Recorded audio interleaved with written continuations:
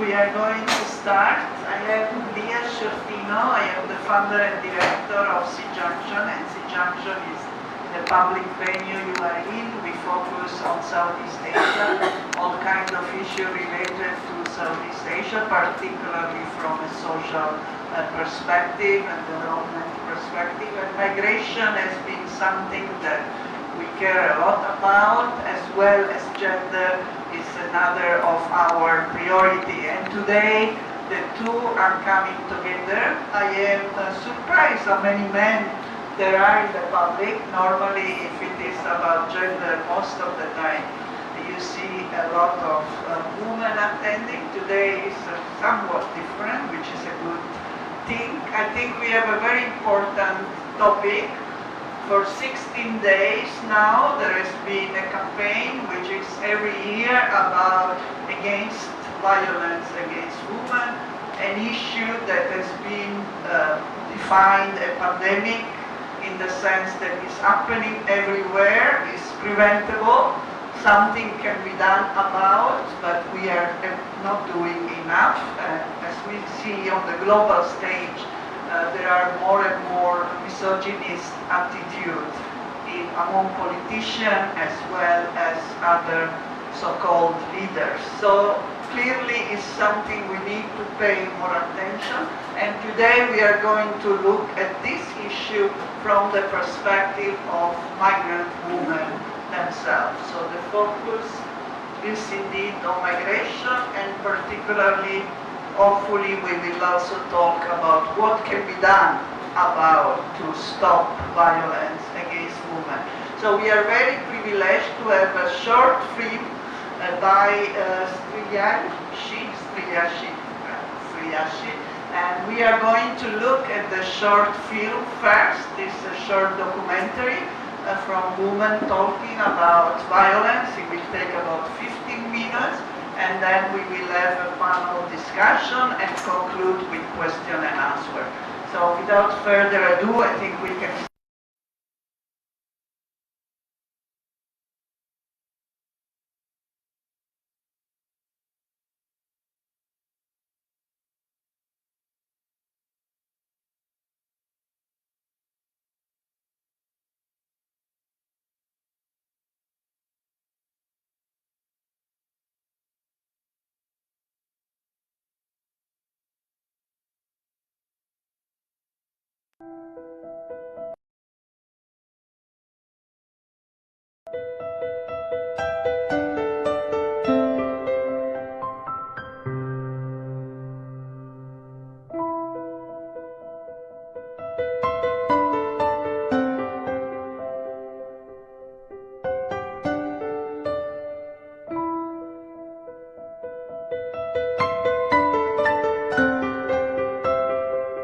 Hai, nama saya Nina, saya berasal dari Lombok.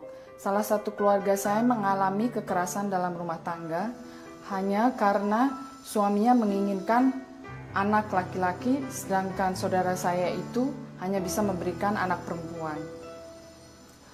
Karena itu, dia selalu dipukul oleh suaminya. Bahkan suaminya kalau lagi mabuk, rumah dihancurkan. Suatu hari, saudara saya itu kakinya dibakar.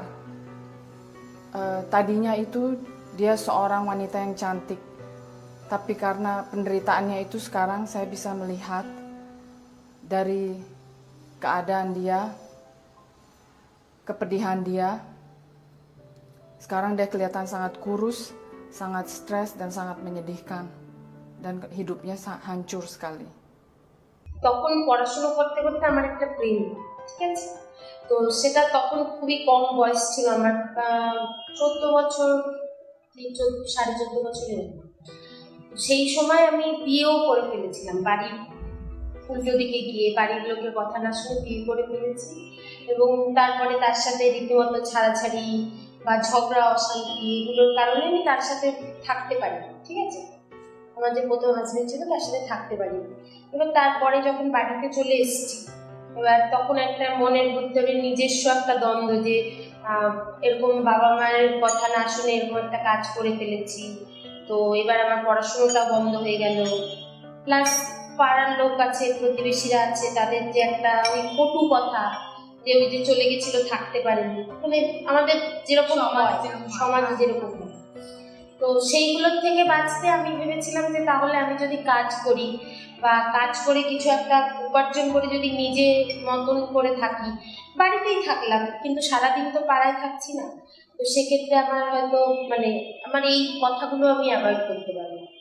তো সেই কারণে আমার কাজ খোঁজা, এবং কাজও আমি পেয়েছিলাম, একটা সেলসম্যানের কাজ পেয়েছিলাম। তো সেটা করতে করতে আমার একটা মহিলার সাথে আলো। Je m'appelle Nathalie et je suis française. Je travaille comme psychologue et actuellement j'habite en Inde. Mon expérience m'a conduit à accompagner des enfants victimes de violences physiques et d'abus sexuels, à les soutenir psychologiquement et aussi à les aider à défendre leurs droits. Dans la plupart des situations que j'ai rencontrées, les victimes avaient été abusées par quelqu'un de leur famille ou de leur entourage proche, ce qui rend les révélations plus difficiles et accroît la peur de ne pas être entendu. Aider à exprimer ses non-dits permet d'avancer et de reconstruire sa propre histoire.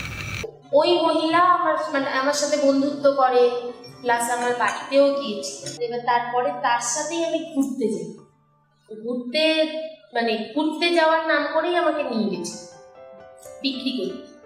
আমাকে কিছু খাইয়েছে কি করেছে সেটা আমি ঠিক বলতে পারবো না, কারণ পরে শুনেছি যে যেতে ট্রেনে 3 দিন টাইম লাগে। তো 3 দিন যে টাইম কেটে গেছে আমার কিন্তু সেটা মাথায় নেই যে 3 দিন টাইম কেটে গেছে, মানে কিরকম একটা অন্য কিছুর মধ্যে হয়তো ছিলাম না কি, সেটা আমি ওই টাইমটা বলতে পারবো না আমি কিভাবে গেছি। তাই ওর সাথেই গেলাম। এবার ওখানে আমাকে ও বিক্রি করে দিয়ে চলে আসে, ঠিক আছে।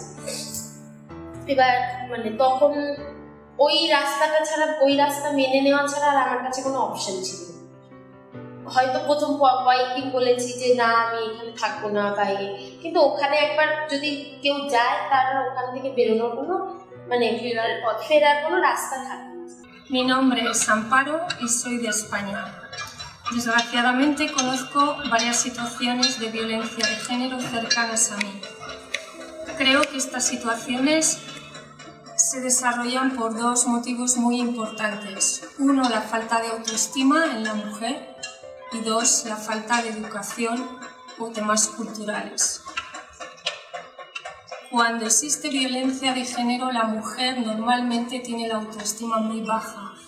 Y creo que la educación también es importante porque la educación hace que las personas sintamos que tenemos que respetarnos por igual, que no somos diferentes un hombre de una mujer, ni de una persona que piensa diferente a ti, ni que tenga otra cultura ni otra religión. Somos personas y por tanto todos tenemos los mismos derechos y las mismas responsabilidades. Por tanto, para mí es muy importante educación y autoestima. Creo que son trabajos que se tienen que desarrollar. 8-9 মাস কেটে যাওয়ার পরে ওখানেই একটা organisation, ওখানে উনি আমাদেরকে পুলিশের সাহায্য নিয়ে রেস্কিউ করে প্রায় 17 জন 18 জন। ওই আমার ওখান থেকে বেরোলো। তখন আমাকে যখন টেস্ট করানো হচ্ছে এবং রিপোর্টটা যখন আমাকে বলছে, একজন কাউন্সিলরের থ্রুতে আমাকে বলা হয়েছিল, তো তখন আমি জানলাম যে HIV ব্যাপারটা, এরকম একটা রোগ আমার আছে, জীবাণু যেটা আমার শরীরে আছে, আমি এটাকে কোনোদিনও সরাতে পারবো না। যে কোনো জ্বর সর্দি কাশি যেরকম হলে জ্বর ওষুধ খেলাম ঠিক হয়ে গেল, কিন্তু এটা ঠিক হওয়ার মতন না। কিন্তু আমি যদি ভালোভাবে থাকি, চেষ্টা করি থাকার, তাহলে আমি ভালোভাবে সুস্থভাবে থাকতে পারি। Mă numesc Corina Popa și sunt din România. Timp de 8 ani am fost martoră cu mama mea, a primit numeroase abuzuri de la soțul ei care bea foarte mult. De fiecare dată venea acasă la părinți și de fiecare dată se întorcea la el și pe deasupra justificând că îl iubește. Până la urmă, mama mea a ajuns în spital, în comă, cu amândouă brațele rupte, capul spart și corpul plin de vânătăi. Soțul ei a primit 10 ani de închisoare pentru tentativă de omor. În toată povestea, eu și fratele meu am suferit foarte mult. はじめまして、私は愛です。日本の沖縄に住んでいましたが、今はアメリカに住んでいます。こちらでは友達もいなく、日本の家族や友達に会いたいといつも思っています。আমি যদি একটা যে negative, যে HIV positive নয়, তাকে যদি আমি বিয়ে করি, সেক্ষেত্রে কিন্তু অনেকটা রিস্ক থেকে যায় তার জীবনেরও, প্লাস আমার নেক্সট যে বাচ্চা হবে কি হবে না তার জীবনে। তো সেক্ষেত্রে আমাকে একটা পজিটিভ ছেলেই মানে চুজ করতে হবে, যাকে আমি বিয়ে করতে পারি, যে এই রোগটা ক্যারি করে, জীবাণুটা। তো সেক্ষেত্রে প্রথমে আমি ওইভাবেই এগিয়ে গেলাম, যে বাড়ি থেকে চাইছিল বিয়ে দেওয়ার জন্য। তো তখন আমি পজিটিভ ছেলে খুঁজতে থাকি, মানে ওরকমভাবে যে যে এই রোগটা ব্যাপারে জানে বা রোগটা কে ক্যারি করছে, জীবাণুটা ক্যারি করছে। তো সেভাবে কথা বলে আমি প্রথম বিয়েটা তো করলাম। তারপরে বাচ্চার ব্যাপারটা হচ্ছে যে তখন ডাক্তারের সাথে কথা বলে জানতে পারি যে এখন ওষুধ বেরিয়েছে যেখানে বাচ্চা পজিটিভ হয় না, ঠিক আছে, কিন্তু তার জন্য আবার কিছু নিয়ম ফলো করতে হয়। যে বাচ্চা হওয়ার সাথে সাথে ওরা সরকারি হাসপাতাল থেকে একটা মেডিসিন চালু করে, বাচ্চাকে দেয় যেটা।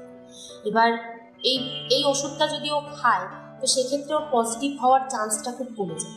আরেকটা জিনিস থাকে যে বুকের দুধ সেটা খাওয়াতে নিষেধ করে ডাক্তার, কারণ তার থেকে খুব তাড়াতাড়ি কিন্তু বাচ্চার এইচআইভি এইডসের পজিটিভ হয়ে যাওয়ার চান্সটা বেশি থাকে। তো সেক্ষেত্রে আমি যদি পারি সেই ব্যাপারটা মেনটেন করতে, যে বাচ্চাকে বুকের দুধ খাওয়ালাম না, এবং ওর যে প্রথম হওয়ার পরেই যে ওকে ওষুধটা হাসপাতাল থেকে দিচ্ছে নেভিরাপিন বলে, সেই ওষুধটা ও যদি খায় তাহলে বাচ্চা পজিটিভ হবে না, এটা ডাক্তাররা বলে। এবার এটা দেখাও গেছে, যারা কাজ করছে এটা নিয়ে তারা দেখেছে যে বাচ্চারা সুস্থ হচ্ছে। তো সেই ভেবেই আমি ভাবলাম যে তাহলে আমার বাচ্চাটা সুস্থই হবে, সেই ভেবেই ইয়ে করছি। তাহলে এটা দেখাচ্ছে যে সব মহিলারা একেবারে কামদেবতাকে প্রার্থনা করছে যাতে তাদের এইডসের রোগ সেরে যায়, আর যাতে তাদের বাচ্চারা মানে এমনি এইডস মুক্ত হয়ে জন্মগ্রহণ করে। আমার এইচআইভি হইল শুরু, আমি হারালাম দিশা, আমার জমে রইল সব মনের আশা, এ আশায় আর পূরণ করতে পারলাম না। তাই কেমনে বোঝাবো বলো মনের বেদনা।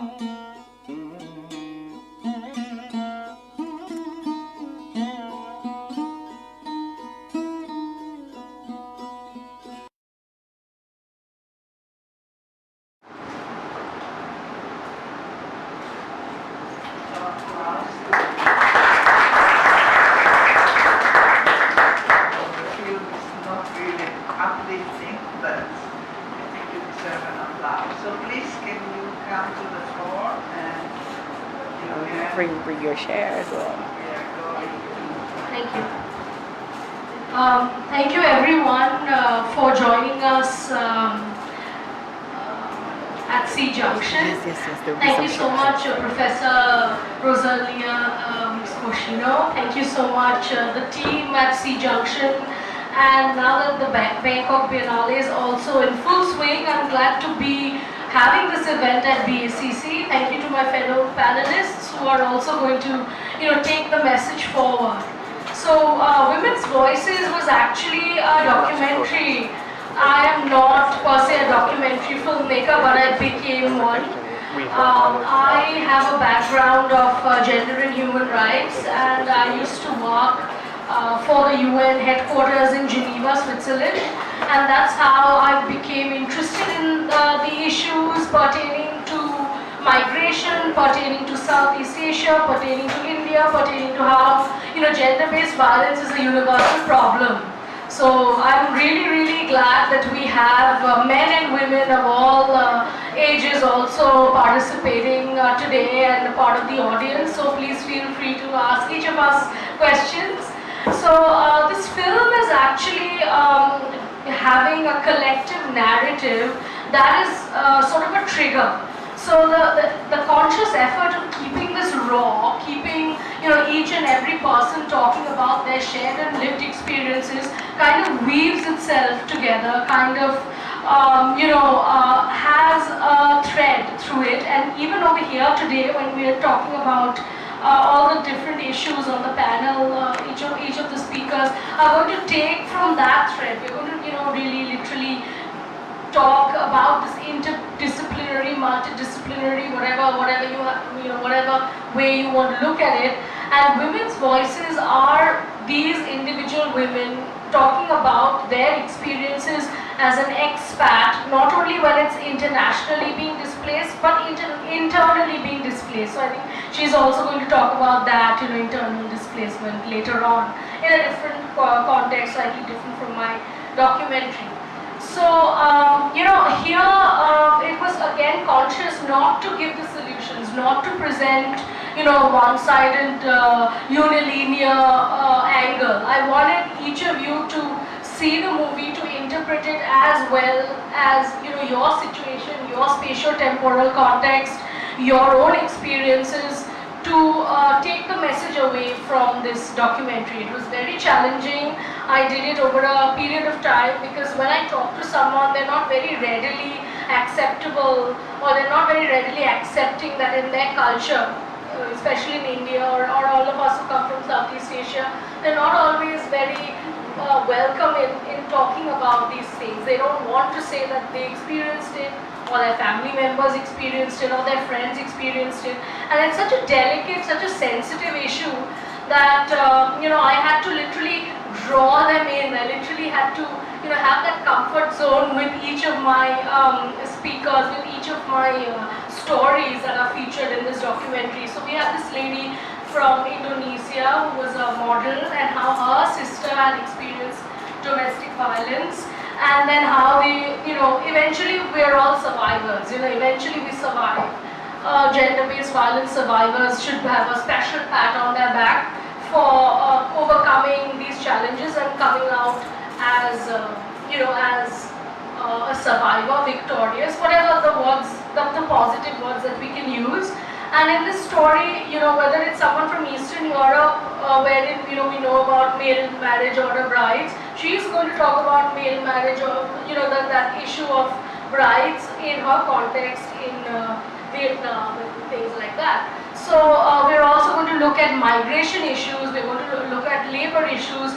I had a former sex worker who was talking about how she got trafficked, how she got into the trade, and how she trusted her friend to go from the rural setting to an urban setting, and then she sort of accidentally got into it. She accidentally became a sex worker, and then later on she contracted AIDS, and she's also an HIV survivor. So how her journey began, how she came out of it, then she gets married as well. So she goes past that social stigma of being a sex worker, and then now she's married. So, in India, the quintessential symbols of being married is wearing a red and white bangle. So, which is why I focused on that in my documentary film. I didn't show the face. I didn't want to divulge, who she is. I didn't want to, I didn't want her identity to become so apparent. I didn't want people to identify wherever. So I actually went with her to medical college, Calcutta Medical College, where they do have a treatment, where they did have that prophylactic drug that she was on, so that her child is not infected. So it's a process, it's a journey. It was a learning experience for me. As I said, I'm not a documentary filmmaker. I have the best of both worlds. I did one master's at the University of Warwick in UK, and the other master's in the US. So I kind of have those two perspectives. I am from India, so I have that Asian background. I understand the Asian cultural context. So probably that was, a boon in disguise for me to be able to give that holistic picture in this documentary film. Now, I'm going to look at the migration issues that are at play. So over here we had Amparo, who's from Spain. We had Corina Popa, who's Eastern European. And they are also expats, and they are also living in South Asia. So that's how I met them. Like I said, I had a UN background. I was exposed to the different agencies, international organizations. So it was very easy for me to get to these people, to get the stories, to get their experiences. And this movie, I think, is a best example of shared and lived experiences. So it's, human experiences, shared and lived experiences. And gender-based violence is a universal problem. I wanted to say that it's not in one area or in one context, but it's a universal problem. And I think in this talk, it's better that we look at strategies to combat that gender-based violence. It is halting violence, and we've made a deliberate choice. I mean, Professor Sciortino and I were talking about, should we use the word halting violence against women? Well, now that we are in the 16 days of activism, it's the International Fortnight Protesting Violence Against Women. It's honoring that period that is sort of celebrated in a way in India, across Thailand, and everywhere in the world. Those are those 16 days of activism. So, through our documentary, through audiovisual, through our discussion, this is a trigger. And it's better that it's a two-way thing and we interact with each other. So we're going to look at the ILO number 190 that Rebecca is going to talk about, the ILO convention, migration report, which is going to be later on launched. So the Migration Day is also coming up. So looking at the SDGs, I'm sure all of you know about the SDGs. So I wanted to also look at how it touches upon migration and the SDGs and the diversity and intersectionality that we have. So SDG 10.7, which looks at countries to facilitate ordinary, safe, regular migration policies. And I'm sure Sara is going to talk about that. Rebecca is going to talk about that. So the mapping of certain displacements that happens, whether it's cultural, whether it's climatic, is all going to be discussed here today. So please feel free to take notes and ask us questions later on. Thank you so much. I know that we are limited with time, and hope you enjoy the rest of the evening. Again, thank you very much for coming. Thank you very much for this introduction to the documentary and also to the panel. We are now going to Rebecca, and Rebecca is an old friend, but at the moment I have seen her in various positions, but always very dedicated to research and to migration. I think these are the two things that, and of course gender is always there. So, and she is now technical officer for two main projects at ILO, and she's going to talk generally about how the issue of violence and migration. So please, and also introduce us to two important conventions. Okay, hello everyone. My name is Rebecca Napier-Moore, and as Leah was mentioning, I'm at the International Labour Organization, the UN, or the ILO. And I want to first, there's two parts of my presentation. One is introducing a recent international convention on violence and harassment at work. So I'll give you a little bit of that background, what's in it, so that everybody knows, and if you're in a place where you can lobby governments for it, maybe you will. And then a second part of the presentation touching on some issues that women migrant workers face, which I think will be echoed through this presentation, and things in addition to violence and harassment for women migrant workers. Okay, so the ILO launched a study recently that was a large-scale survey together with Gallup, looking at what is the prevalence of violence and harassment at work. Because there have been countless studies before about violence and harassment, mostly at home. So what does this look like at work? And that evidence base wasn't there. So findings are that more than 1 in 5 persons in employment experience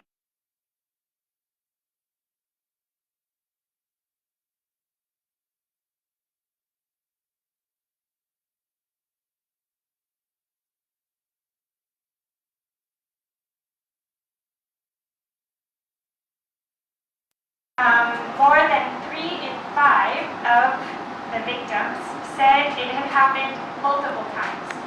So often not just a one-off occurrence for a majority of people who experience this. Some groups found at risk include migrants, so it's good that we're talking about this today. And only half of victims shared that experience with someone else. So many people keep it private, saying they feared for their reputation or they didn't know what the procedures were to even talk about it at work or get it addressed.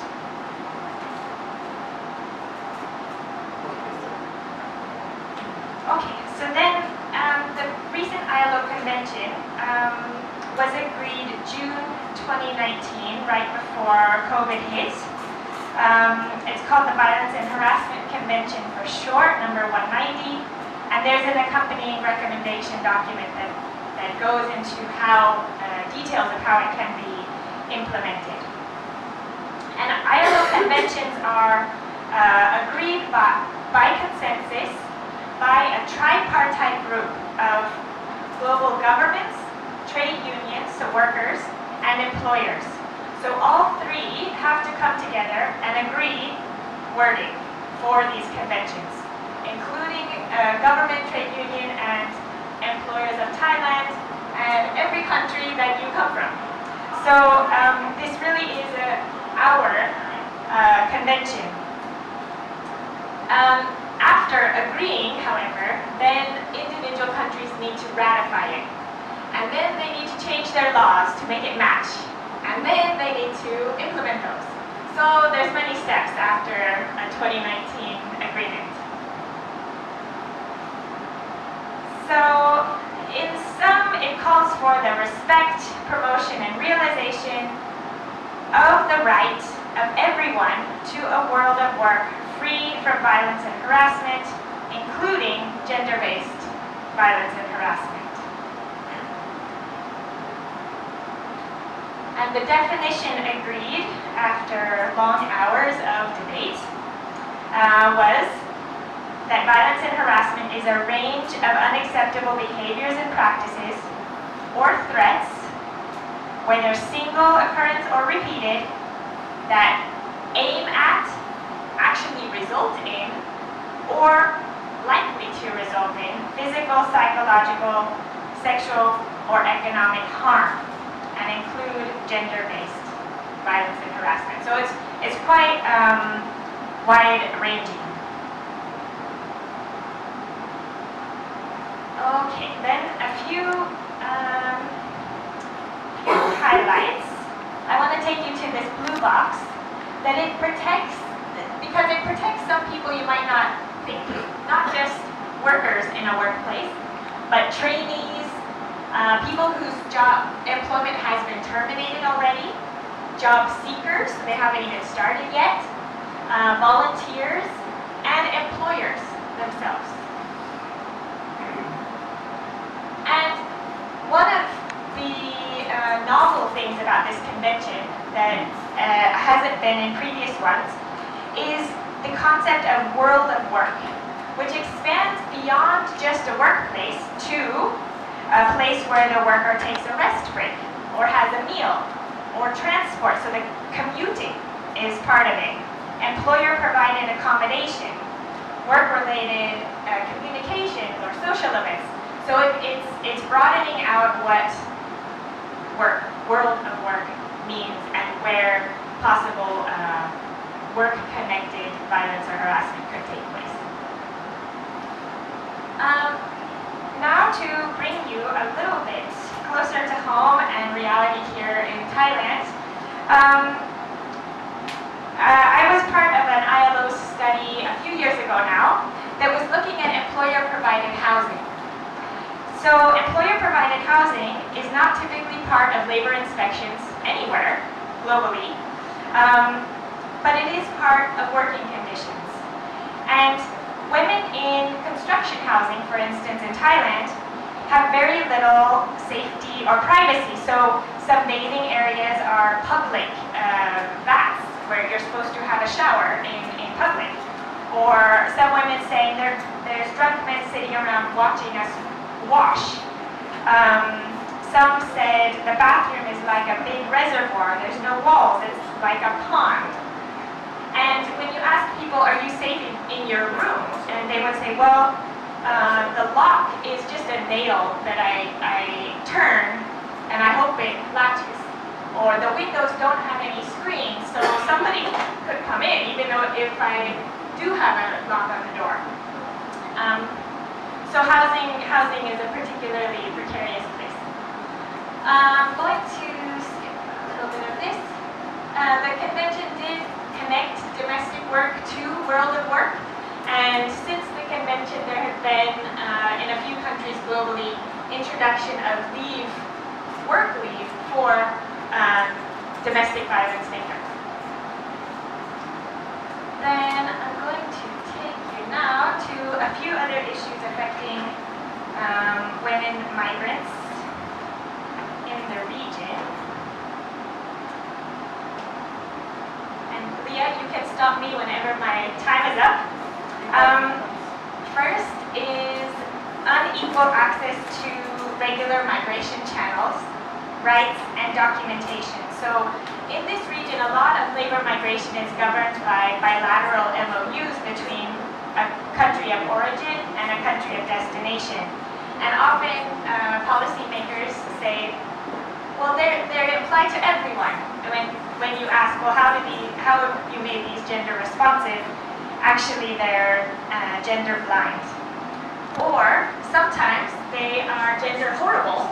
So, for instance, in a new set of MOUs agreed between Cambodia and Malaysia, there's one set of MOUs for all workers and one set of MOUs carved out only for domestic workers, which are majority women. The one for all workers includes things like minimum wage, ability to change your job, and has a model contract in the back, and the other one doesn't have those things. So sometimes MOUs and these agreements can be gender regressive, gender horrible. Then I'll take you to, we have also a long history in this region of bans or restrictions on women's migration. Several have lifted in the past few years, but they're still in use in several Asian countries. And what these are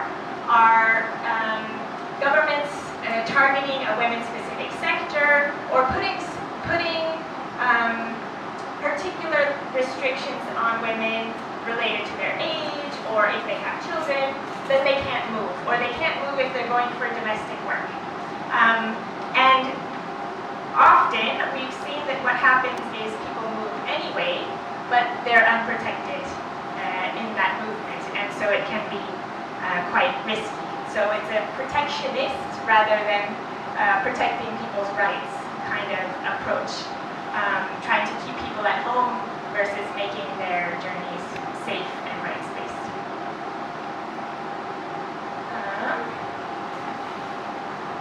Then I also want to touch on reproductive health policies for migrant women in the region.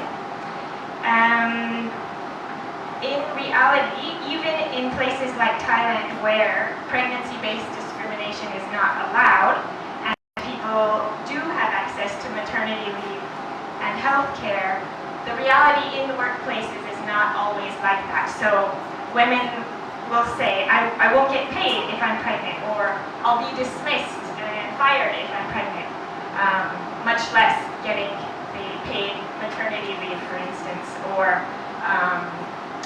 still being enrolled in Social Security to get healthcare paid. In other countries in the region, for instance, Malaysia and Singapore, there's periodic pregnancy testing and deportation if people are positive. So far cry from a paid maternity leave kind of right. And this is my last slide. Just wanted to tell you about something that's obvious if you look around. is that there's both horizontal segregation where women have a different range of occupations than men. So think domestic workers versus male-heavy construction or fishing, for instance, as well as a vertical segregation where women have lower grade jobs than men. For instance, in construction, which is in this region in this country about a third women, women are given jobs like sweeping, and men are given jobs like driving the forklift with much higher pay. I have left at the back a handout on a new law on domestic work, new regulation on domestic work, which I hope you will put on your condo bulletin board. Tell all your friends that domestic workers now have minimum wage in Thailand, have maternity leave in Thailand, have a max 8-hour day. So hopefully that will happen in reality, and starting with all of you.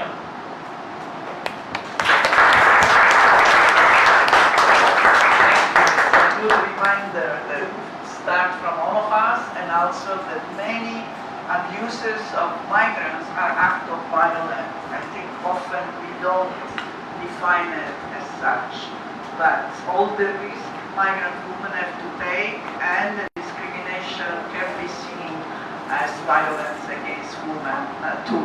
We are going now to another topic, just to give the large spectrum of all the various forms of violence against women. Sara Piazzano, compaesana from Italy, and she is at the moment with Winrock, but soon to start a new independent career. So please, Sara. Thank you. I would like to start with a short video. I was just moving because unless you understand Chinese, you will need to read the subtitles. So can we just show the video? We are going to take a few moments to... Thank you. We just, so we heard the voices of women, now we will hear the voice of a man.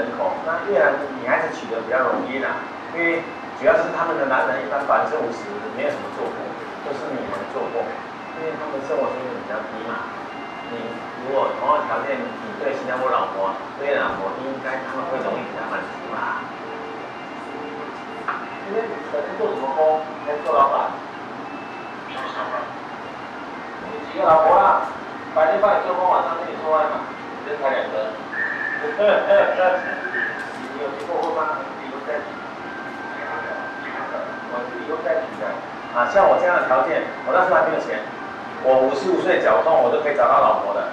其实男人很 stupid 的，你相信我。那100个90个喜欢漂亮、sexy、大力的啦，那5个是喜欢乖的，那请。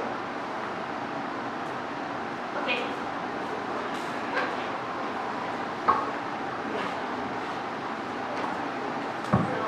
Very interesting to hear his voice. So this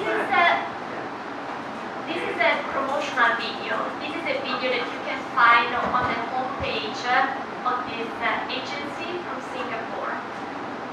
So what is also more shocking for me when I watch this video is that what is said in this video is considered acceptable from the society, and that the owner of this agency is very proud about the job that he's doing and doesn't see anything wrong in what he was saying. If you go to the shopping malls in Singapore, you will see many of these agencies.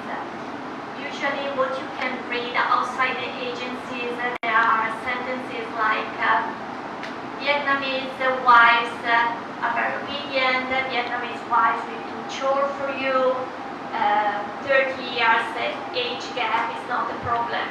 We will find a wife for you, don't worry if you are old, if you have disabilities. What's the problem in this system? The problem is that there is an expectation from the men's side to order a wife that will be obedient, will stay with me, will be young and willing to follow my orders, and will bear children for me. There is a big power imbalance where a man is ordering a wife from a poorer country with the idea that because she's poor, she has lower education, will be more obedient. What happens often is that the expectation is not met. There is again the problem that if there are abuses in the family, it's really difficult for a woman that is coming maybe from a rural area in another country, doesn't know the language, it's difficult for this woman to seek for help. Another issue is that there are many cases of women that are not legal in that country. Maybe the children are not registered in that country, so it's also difficult for them to live an abusive marriage if they are fearing to lose the custody of the children. I've worked with many women from Cambodia that they were married in China and they wanted to return to Cambodia but were worried to lose their children, couldn't bring back the children with them. So we saw this example from Singapore, this agency, but the main countries where this business is happening are in this region are China, South Korea, and Singapore. And the women are coming from Vietnam, Cambodia, Myanmar, Laos, the Philippines. Now it's also expanding to Pakistan. In China, they are also outsourcing from North Korea, the Philippines. Another issue in this system is that the men is usually the men that are looking for a wife from these countries are people that have difficulties in their own country to find a wife. Usually they are not well off. So they pay this money with the expectation that I pay this money and I will get what I'm expecting. It's interesting also in the video you heard about this client that was not happy about the wife and went back to the agency. So really this concept that it's like a good that I bought and I want to send it back because it was not what I expected. So the concept of women as commodities that are sold and they need to meet expectations for what I paid for. And that of course is extremely dangerous, apart from being wrong, very dangerous and lead to many abusive marriages.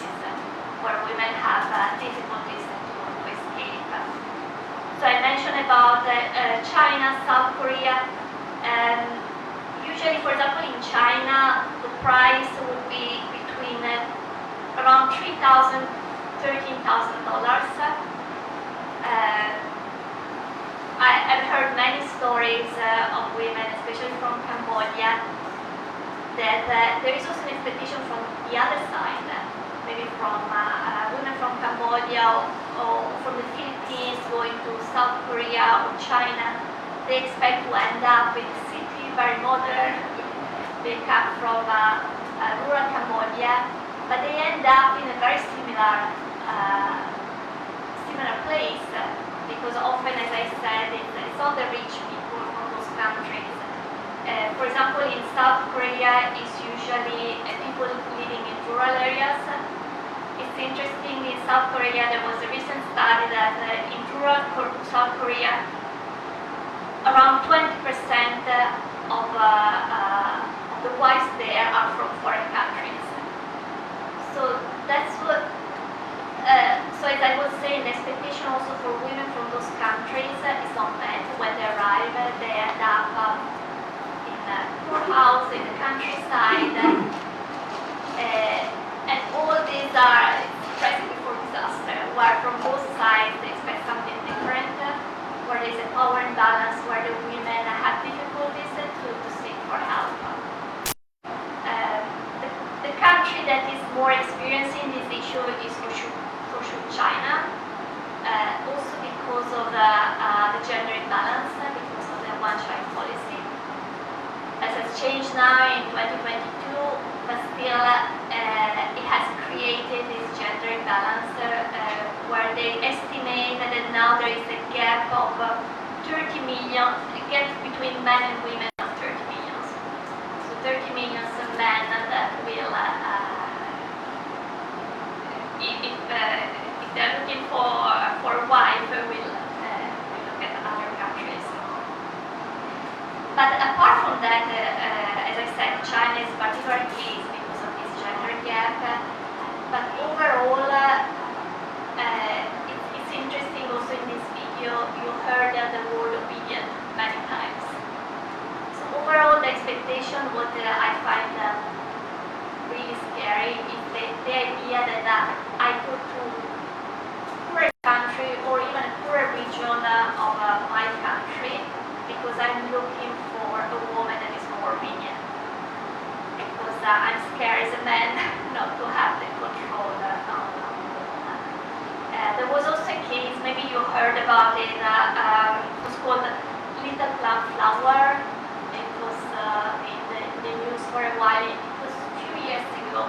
There was a story of a Chinese woman from a minority ethnic group in China that was chained, and there was a video going on social media.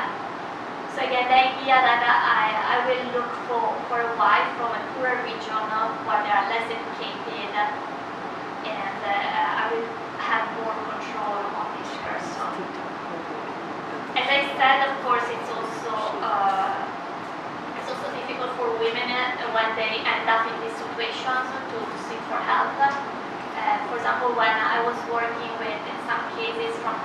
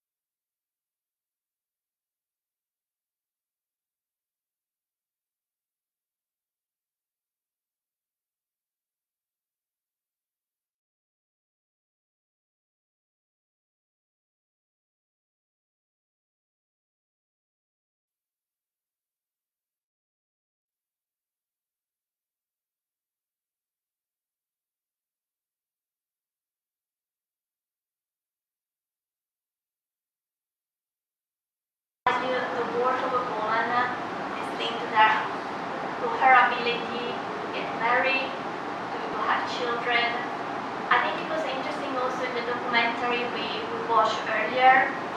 There was the Bengali woman. She was a victim of a child marriage. She was trafficked. But in the end, her concern, her family concern is, can I still get married? Can I have healthy children? I'm not blaming, of course, but this is the pressure from the society. And she feels that her value is linked to her ability to get married, to have children. I think that's what we need to fight against and to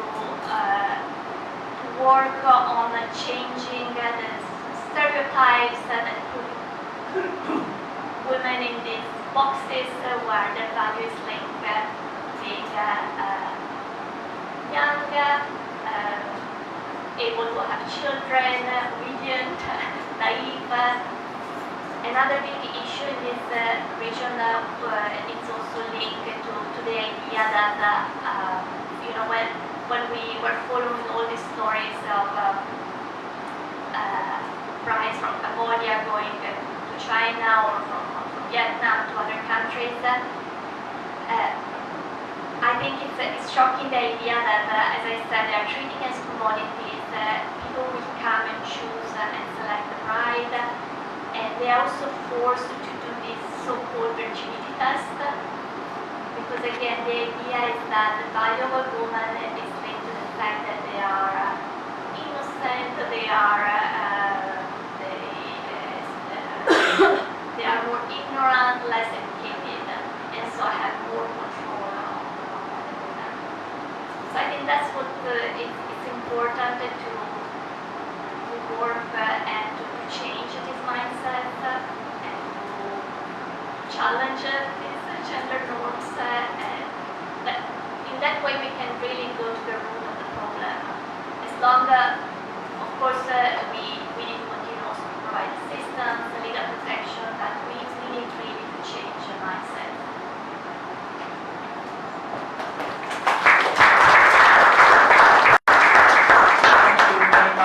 Very important message about which I think changing gender value is really at the root of many of these issues. We are going now to another very important issue still related, which is about internally displaced people, and we are privileged to have Sue here, who is at the moment following a master at Mahidol University, but she has worked in Rakhine State and other areas of Myanmar, so she will talk about her experience. Please. Okay. Thanks to Professor Leah, and thanks everyone joining us in person and online today. I'm very honored to be here with you all today. So, in Myanmar, as you all might know, there are a lot of displaced women and girls following the coup in February 2021, and the widespread internal conflicts currently happening between the ethnic armed groups and the Myanmar military that was started last year in October 2023, study from the North Asian states. So the report claims hundreds of thousands of people have fled to the neighboring countries, and over 3 million people are displaced within Myanmar. Among the most internally displaced people, 51% are women there, and also the access to the humanitarian aid is not predictable, and access to potential areas of return has not been granted until now. So women and girls in Myanmar are becoming more vulnerable to sexual and gender-based violence, harassment, and exploitation. So the problem is that due to the challenging circumstances and situation they are in right now, the freedom's ability and the freedom of communications of their violence are restricted.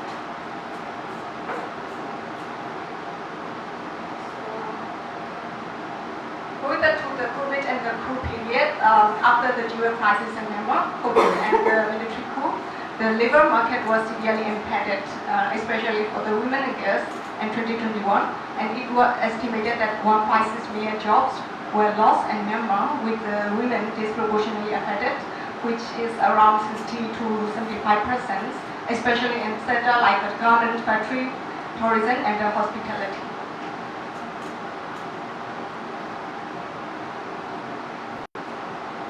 So due to the limited job opportunities within the country, many women and girls relocate to other regions, particularly to the border areas in search of the employment, and they usually end up in the precarious work such as engaging in the sex work and working in the gambling industry, or even becoming the victims of the trafficking, driven by the urgent needs for the financial stability. So some women and girls cross the border to work in the informal sectors like Rebecca mentioned, and the agriculture and the garment factories, domestic work and the seafood markets. So these jobs are frequently performed under very poor conditions, exposing them to the significant labor exploitation. So tragically, many teenage girls are also affected because of the closure of the school since after COVID and the coup and the economic hardship and the family that pushed them to work into such vulnerable circumstances. So, okay, actually there are a lot of issues that are facing by the women and girls and within the Myanmar that let me shed light on the very ongoing and the very common issues currently happening. That is exploitation and violence faced by the women and migrant workers along the China-Myanmar border, particularly between the Busan and the northern Shan state and the Rili, which is also known as Shili, in the Yunnan province, China. So currently the demand labor in the Rili remains high and leading to the significant influx of the migrant women and girls into the Busan, which is the border area, and as they pursue the work opportunities across the border. So since the start of the last year, and officially from September 2023, the temporary border cross has been reintroduced after being suspended by China since 2020 due to the COVID-19 pandemic. So as a result, the many women and girls from Central and the lower part of Myanmar, especially from the Mandalay, Mekwe, Ko, and the Yangon region, and recently from the nearby the conflict affected area from the northern Shan state, they moved to the Muse, which is only place currently under control by both groups, and such of the long-term employment across the border, driven by the economic instability and the lack of job opportunities within the country. So the significant numbers of the migrant women and girls and the prolonged periods in Muse, as you all know, they have to wait for the temporary border pass for like weeks, which take weeks to months, sometimes 2, 3, 4 months, and even the price quite high and creating the black market that can go up, let's say official price like $1 and they charge for the $100 for that, and forcing many to rely on the brokers for assistance and accumulating the tax and the process. So why many the Myanmar migrants and who aspire to secure the work opportunity in China, they encounter such kind of challenges, including the navigating the legal entry and dealing with the exploitative employment conditions, and also contending with the black market tax system imposed by the brokers. So this tax system leaves many women again vulnerable to this exploitation and abuse. So as you all might know, the brokers create the tax cycle like firstly they attract with the promises of the high paid jobs and the encourage gaps for the transportation from their origins, and some brokers furnish online, while others collaborate with the managers from the Myanmar garment factories. Sometimes the broker is with the managers from the Myanmar garment factories, and they have links with the broker and the Muse and the China. So upon arrival, the migrant women face the additional fees for accelerating the temporary border pass and also job placement. So during waiting, they endure the poor living conditions and overcrowded warehouse with the minimal privacy. Let's say women and men and the guests and wives placed all together, often houses around 400 to 500 people in one place. So as I know, there are a lot of new warehouse and booths there for this moment. So this high daily expense, also the daily expenses for the food and the living is quite high, driven by the inflation rate and also the limited supplies of the food due to the road blockage, debt trap, and the cycle of debt. So due to these circumstances, many women and girls face a difficult dilemma between returning home to joblessness or stay trapped and their bondage. So those who express the desire to return are often threatened and beaten and told they must repay all their debts. In some cases, they face physical abuse and detention, and rarely even murder cases are reported. So the situation wasn't after the conflict, and that was erupted in October last year.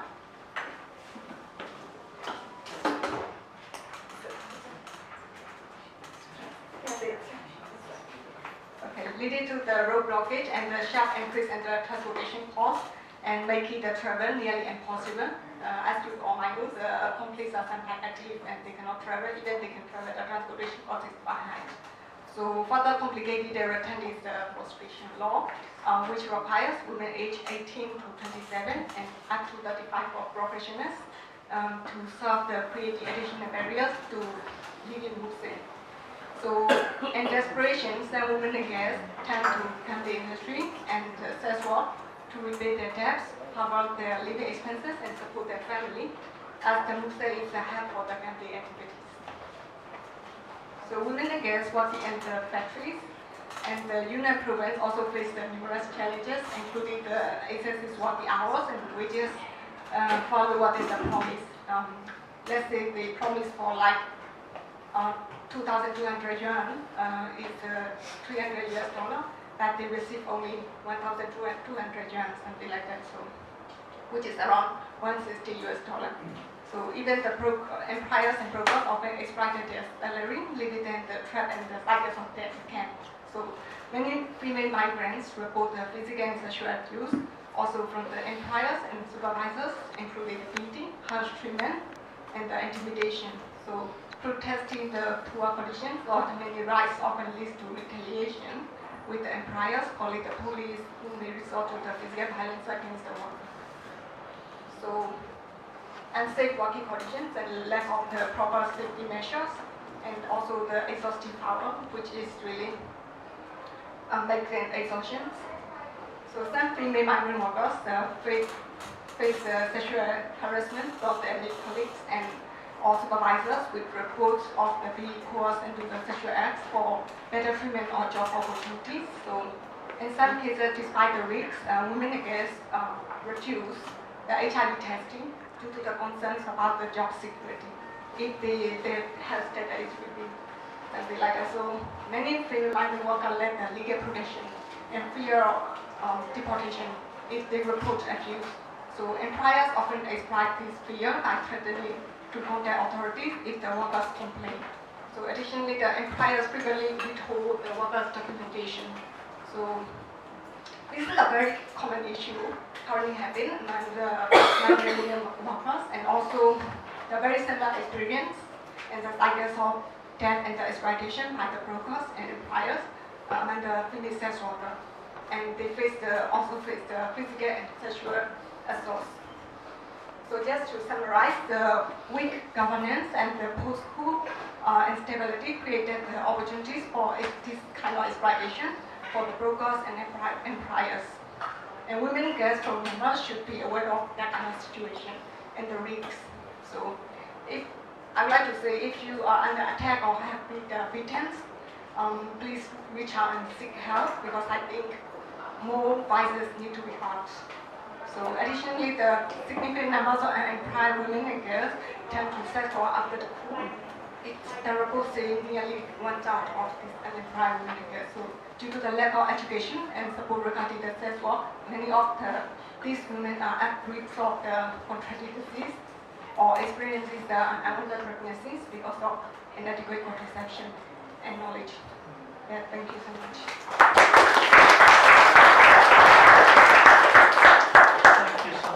We don't know much about what is happening on the border with China, so it's very interesting to hear. We know about what is happening on the border with Thailand.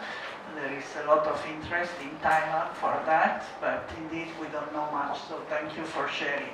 So we are going now to open the floor, and I will take first 3 questions or comments, and then we will ask the speaker to talk about. So please, who wants to start? Anyone?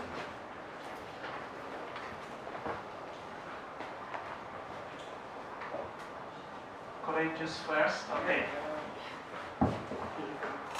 Thank you. We're in Bangkok, and as I meander the streets here, I often see women who I'm told are migrants working at construction sites, and they're dressed just like the male counterparts, and I imagine conditions are pretty harsh, pay is low. But in Thailand, are we seeing some, can I dare call them success stories of women migrants who are in stable jobs, protected? I see these kind of makeshift urban worker camps right next to the construction sites. I see local markets therein, seeing these women going to work in the morning, returning home tonight, mixed in with the male employees as well, their counterparts. Obviously, nothing is perfect. There are going to be violations of human rights therein. But overall, is the rule of law here in Bangkok, this world-class destination, working for some of these women? Surely it can't all be negative if women continue to come and work in these positions, or am I just being extremely naive as an outsider, not knowing the real context here? Okay, wait. We will wait for 3 questions and then comment. Any other? No, if not, okay, here please.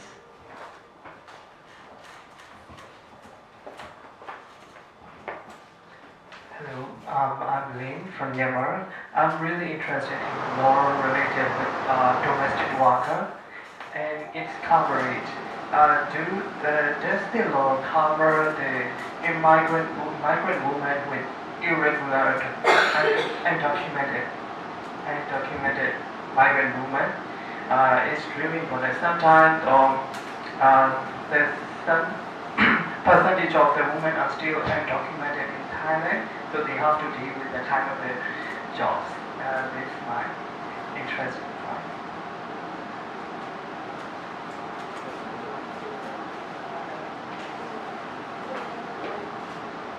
Other question or comment?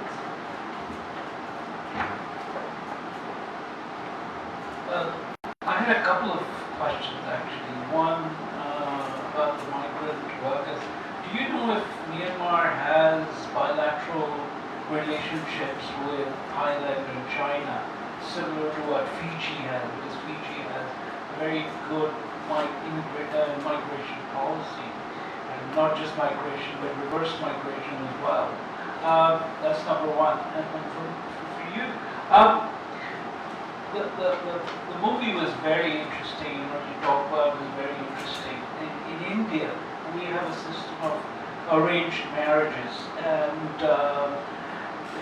not just within India, but I think over 50% of all marriages in India are arranged, and there's always a middleman involved that works for money.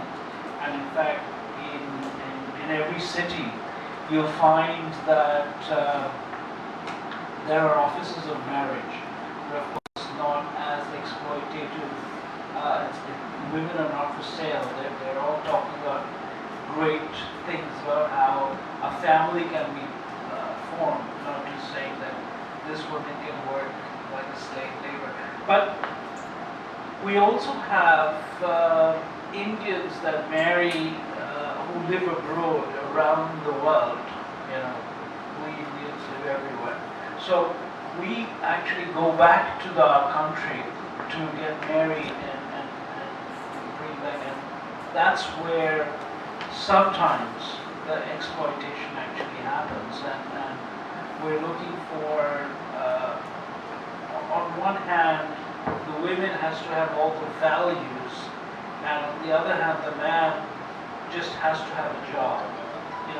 So there's a perfect imbalance that happens. But the point that I'm trying to get at, in most cases, under the Indian philosophy, arranged marriages actually worked. People marrying for love has more of a chance of marriages breaking down and divorces happening than people getting married under the rate. I mean, my parents got married under the rate, married in the happiest 50 years of their lives. So, can you comment on that? Sort of the trek with Rudolph. Very interesting also, because now more and more people go to this online matching, also in the United States, etc. So where is the difference? I think it's a very, but since all these people are all expert on this issue, I will give an opportunity to all to respond to this question, and then I may add also a word or two. Okay, Rebecca, we'll start with you. You are free to choose the question to answer. Okay, and I'm hoping Leah might compliment, because we're launching on next Tuesday the Thailand Migration Report with lots of details about some of the things you've asked. The first question was on success stories, and surely there are success stories, and there are people who land with a good employer, land in a formal sector job, their employer signs them up for Social Security, they're able to access it if they need it. One of the good things about Thailand compared to other countries in the region is that Thailand's Labor Protection Act is non-discriminatory, and so it applies equally to migrants and nationals. There are sometimes in the application of it, or trying to get,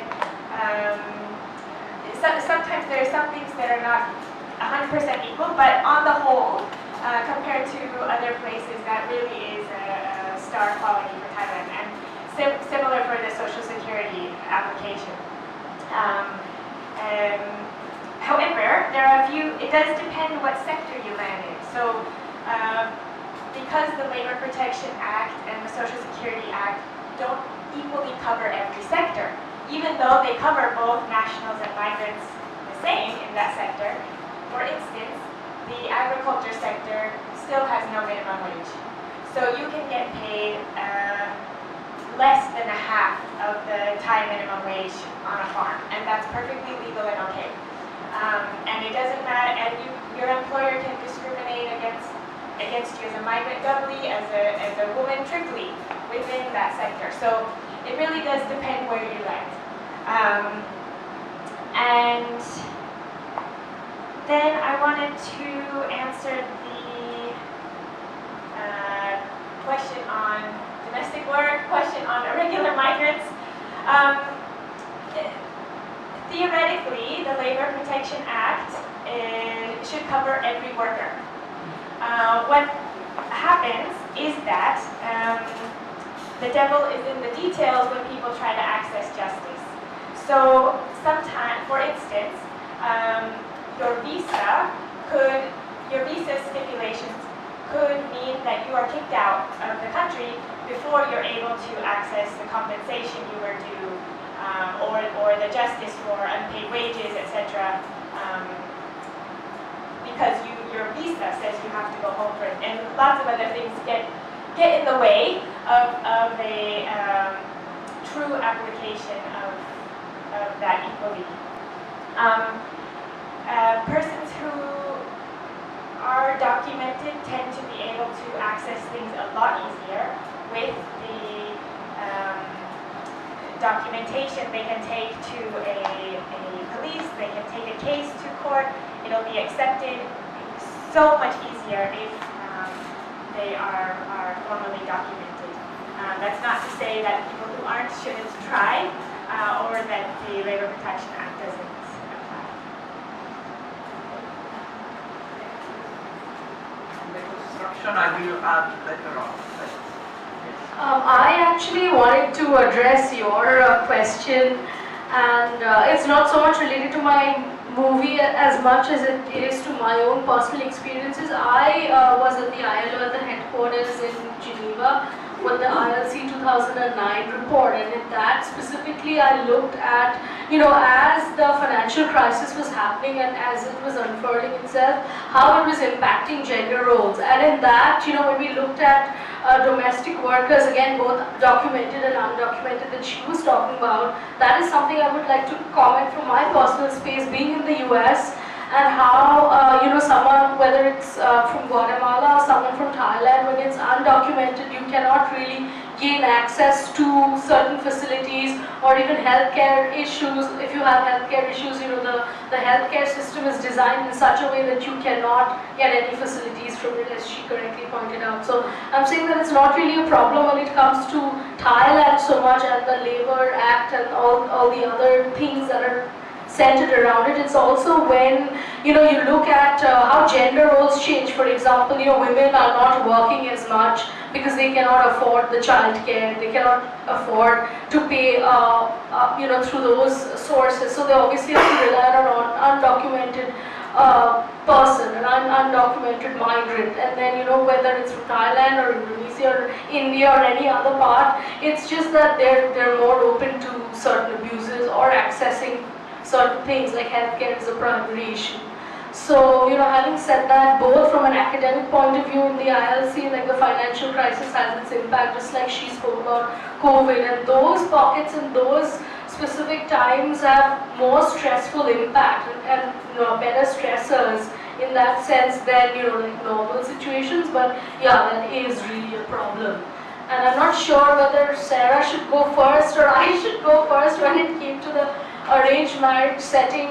It's just that in India, arranged marriage has been such a cultural thing, and down the years, down the ages, parents, grandparents, I'm just saying this because I had the experience of being born and brought up in India, but I spent all of my adult life in the US, so I can see both sides of the coin. And it's just that even in popular culture, there are so many movies that talk about younger girls or obedient, again stressing on that obedient, which also means, like less educated, and then the thing about virginity and going for a virginity test and proving that, the highest bidder is actually going to, go into that matrimonial website or that matrimonial agency, and this man is coming from outside, he has to have a job, and all she has to have is just to be this virgin, and she has to be obedient, and that's it. But what about all the academic qualifications, the educational qualifications and such likes are just, take a back seat. And in that, I think the whole trend is changing, the whole system is changing, but there are movies in popular culture which shows that internally, when you're getting married, like someone from India is going to Canada or the US, and she's like completely, isolated, and she cannot, have a job, or she's just with her husband and doesn't have access, like socially, doesn't have access to friends or relatives or any of that sort of stuff, and then the abuse increases, like domestic violence increases. So those two things that I mentioned about the financial crisis and its impact on gender roles, domestic violence is the product. Again, when it comes to marriages and marriages in that setting, domestic violence is the product. So it is a problem across, across the board, I would say. It's a problem in all these different Asian contexts as well. Again, it's not that arranged marriages have to end up in abusive situations, or love marriages are not going to. But then again, there are so many other things, like in the US you have Match, and you have all these websites. So again, where are we? You have to question all of these things. That's why we have a panel discussion. And I think over to both.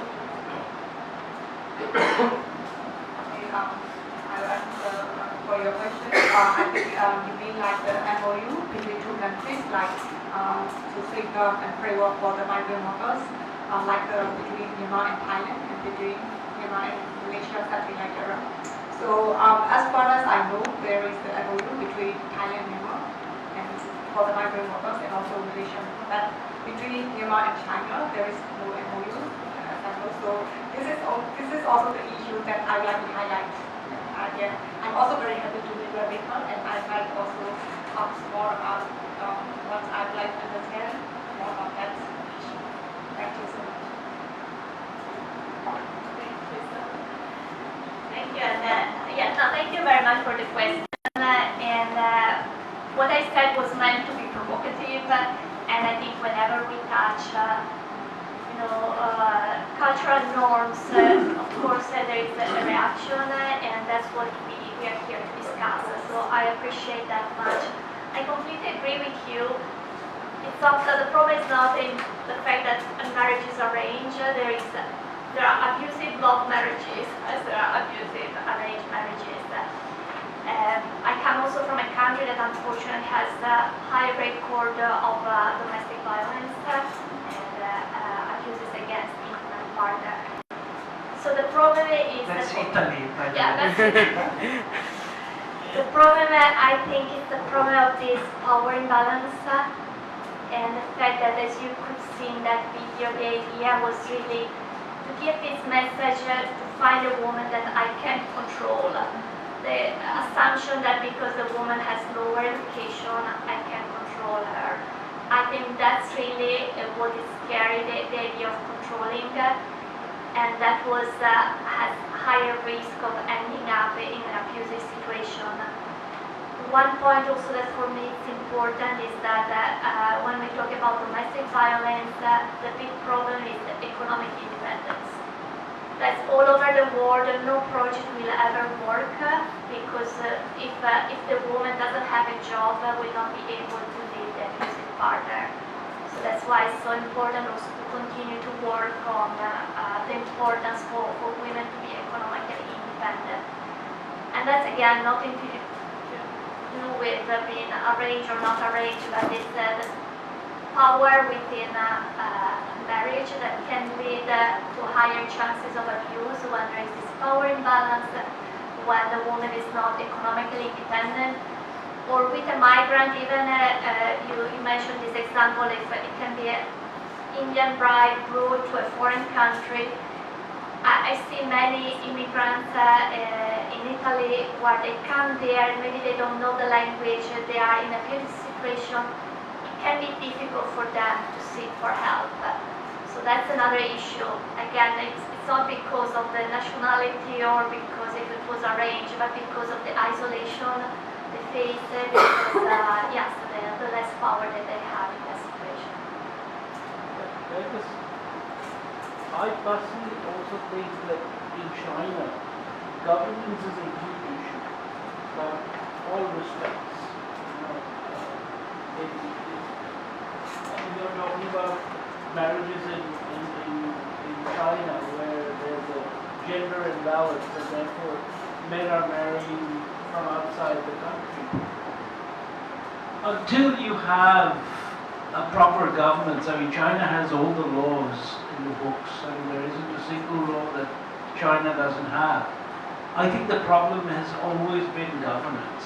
Until both for the issue of labor migration problems and domestic violence, laws need to be enforced. I mean, in India, we used to have a lot of domestic violence reform. This was very common. Till the government started enforcing one particular law which made sure that the husband was put in jail right away as soon as the wife complained. Yes, there was a little bit of abuse from the other side, but men started taking domestic violence extremely seriously. You know, for about a period of 5 years, we had a lot of men put behind bars for a week, 10 days, and that changed a lot. You know, so I think governance is very important. We have to see on the long run, but anyway, I think it's still a lot of problem in India. But I just want to add one thing on the issue of financial. We know about bride price, when the husband pay for the bride, that put the wife very dependent, and if there are problems, the husband will want the money back. So we are talking here also of people who pay $10,000 for the spouse, although it's not been studied as much as bride price. I think there are similarity there in terms of the fact that there is someone buying the wife and what it implies in the relationship.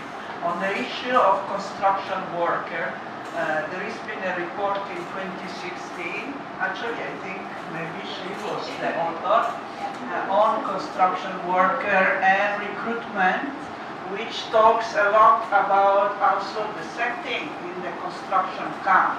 And indeed, family is expected actually that the construction worker bring their wife because they don't want single men. So there are again gender roles about this, but the wife are paid much less than the husband because they're seen not as valuable worker, although they do the same kind of work. So contrary to Western country, in Southeast Asia, it's normal to be a female construction worker, and they do the same kind of work, plus the domestic work of cooking and taking care of the children, etc.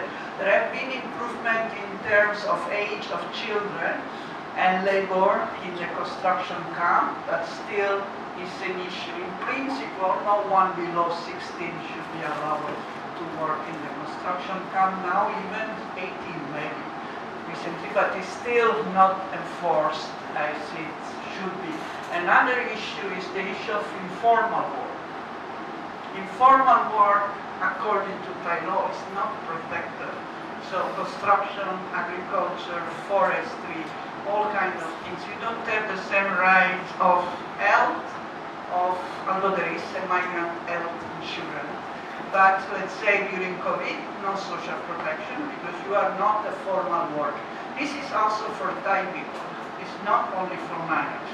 So I think what this panel shows is the systemic issue that and compel violence against women and then intertwined with violence because of the migration system, of the exploitation in the migration system, and the capitalist system, you could say, where you have to have cheap labor and where women are put as the cheapest labor and children, of course, even cheaper. So to keep migrants informal, to keep them in this insecure state is a way also to ensure a low wage. So we need to look at the issue of gender in a systemic way. I think this is the message that is coming in terms of gender values in society, but also how this value intersect with economic system, because clearly they intersect and they result in various forms of exploitation. Unfortunately, I have to close this because it's our time, it's 7 o'clock, but the conversation can continue outside, and I also want to make two announcements about two important migration events. One is actually on the 13th downstairs, but I don't know how free, should be free to the public. Yes, it's free to the public. It's about the Thailand migration report, of which I am one of the co-editors, and Rebecca is one of the authors about domestic work. There is a chapter related to gender and also not only women, but also migrants who are LGBTQ+, but we call it SOGISH in the report. So people with diverse gender and sexuality, that is one of the chapters, but there are many other chapters about issue that is a product of IOM and the UN, ILO, IOM, UNEC, all the agencies together who are the UN Migration Network at Thailand. So every 5 years there is a report, and the report shows very clearly the two major effects or events that have had an impact on migration in Thailand are one is COVID and the second is Myanmar military takeover. So that is in the last 5 years there have been two major events. The first, stop migration, but also show the discrimination that migrants have been exposed to in Thailand in terms of getting access to prevention, getting access to vaccine, having different kind of measures, being closed in building, infected and not infected. So it shows the issue of economic gaps among citizen and non-citizen. And the second, the takeover clearly has had an increase in the number of migrants coming to Thailand, and many of them, unfortunately, in an informal situation, irregular, because the current law don't match with the situation that is currently underway. So this, I think, is the two main events. It's the last, so this will be on the 13th, and then 17, 18 at Chulalongkorn. There will be 2 days of conference on migration, more generally, not only Thailand, but more generally. So these, I think, are two important events for those that are interested in migration issue. Junction will also be there at that conference. So please do join if you have time and interest. And last but not least, on your way out, give a donation, generous donation, because this allows us to continue to have this kind of program, and of course you can enjoy coffee and tea while continue to chit-chat with our brilliant speaker. An applause. Thank you very much.